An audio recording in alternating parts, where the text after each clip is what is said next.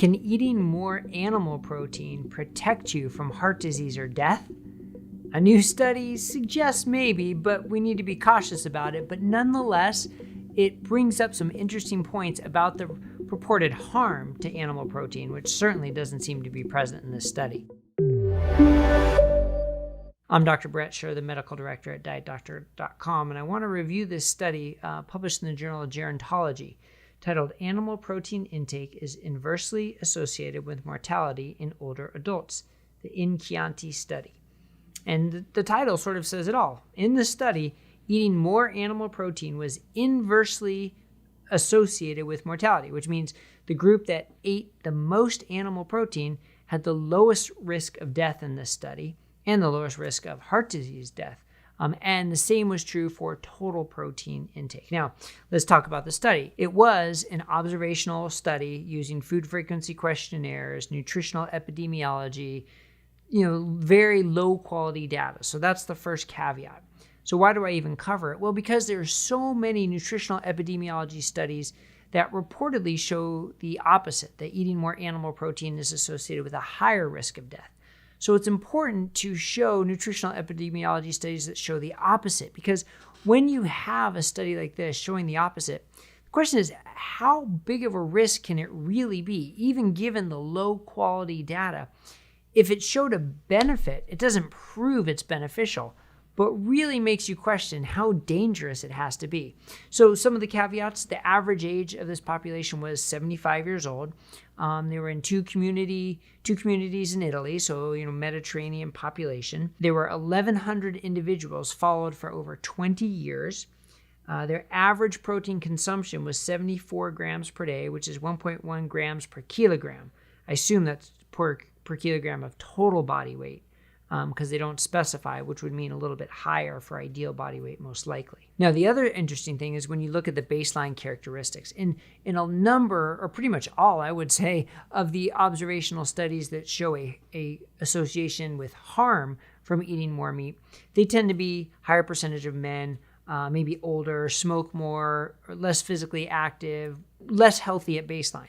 In this study, that wasn't the case. They're actually more likely to be women in the fifth quintile of animal protein intake, which is pretty unusual. And they ate less overall energy, less overall calories, I should say, and of course, fewer carbohydrates, 46% versus 54% in the lowest animal protein group.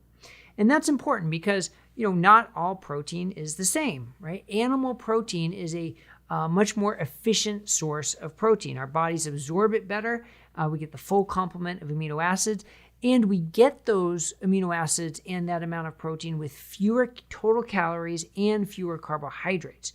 Now, is that important? Well, maybe not for everybody, but certainly it's important for people who are sensitive to carbohydrates, and it could be important for people who want to reduce some of their caloric intake. So that efficiency in protein is important, and that's why animal proteins really are the best source of protein per calorie and per gram of carbohydrate. So like I mentioned earlier, though, some studies show an association with increased risk of cardiovascular disease and mortality, but that's really hard to separate from that healthy user bias. This study didn't have the same healthy user bias and showed the opposite, showed an inverse association. So the higher the consumption of animal protein, the lower the risk of dying from heart disease or dying from any reason. Now, one of the other knocks, though, is that animal protein is associated with cancer risk. Well, not in this study. There was no association between animal protein intake, plant protein intake, or total protein intake and cancer risk. So why could this be? Well, we know adequate or higher protein intake is associated with improved strength, improved muscle mass, less sarcopenia, less frailty. So that's key. Another important factor of this study, though, is the majority of the plant protein came from cereal. So that's a little bit different. What would it be if it was from soy or from legumes? Would that potentially be different? This study didn't assess that. And would it be different if these were 30-year-olds or 40-year-olds? All those questions are unanswered. But I think the key take-home is this is just more evidence that the concerns about animal protein really are overblown, because when you can see a nutritional epidemiology study showing an inverse association, the question has to be, how harmful can it be? So if you like plant sources of protein, if you like legumes, if you aren't concerned about your carbohydrate intake or your total calorie intake, then that's perfectly fine. You can get your sources of protein from plant sources. Just make sure you're mixing and matching so you get a full complement of amino acids, because many of plant protein sources are deficient in one or more amino acids, but you can easily combine them to get an adequate amount. And we have a whole guide on low-carb vegetarian and even low-carb vegan diets, which talk about mixing your protein sources to make sure you're getting an adequate amount. But if you enjoy animal sources of protein, if they're an important part of your diet, and if you're looking to maximize your protein intake for the minimum number of calories and minimum number of carbohydrates, then animal sources are clearly the way to go. And studies like these help us to see that really the reported risks of animal protein seem to be pretty much overblown.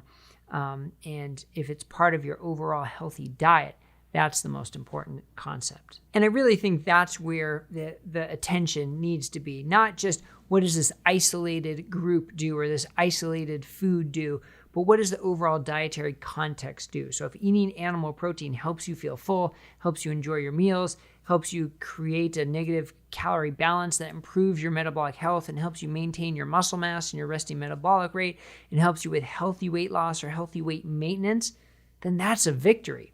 Now, if eating animal protein sources is part of a hypercaloric diet that's giving you more calories than you need, that's also high in carbs, that's causing weight gain and chronic inflammation, okay, that's a bad situation that you don't want to be in. But we can't just blame it on the animal protein itself. It's on the overall diet. So seeing the food within the context of the overall diet is the key.